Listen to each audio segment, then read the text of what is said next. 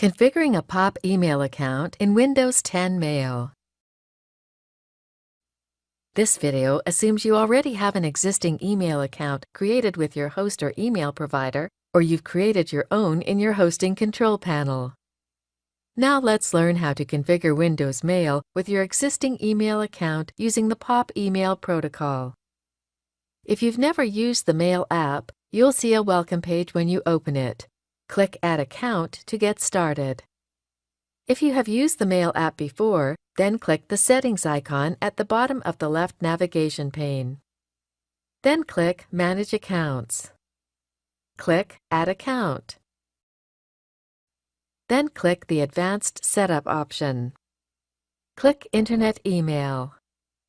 Enter your email address in both the Email Address field and the Username field.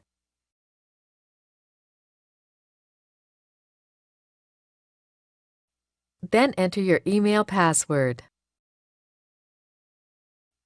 Enter a name for this account. This is what you'll see in the left pane of Windows Mail. Then enter the name you want your recipients to see when they receive your messages. Enter your incoming email server.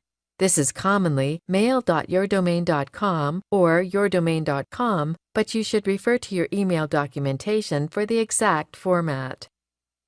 Choose the POP protocol for the account type. Next, enter your outgoing email server name. Again, refer to your email documentation if you are not sure what this is. Make sure these last four options are checked, then click Sign In. That's it. We've successfully configured Windows Mail to send and receive email using our email account.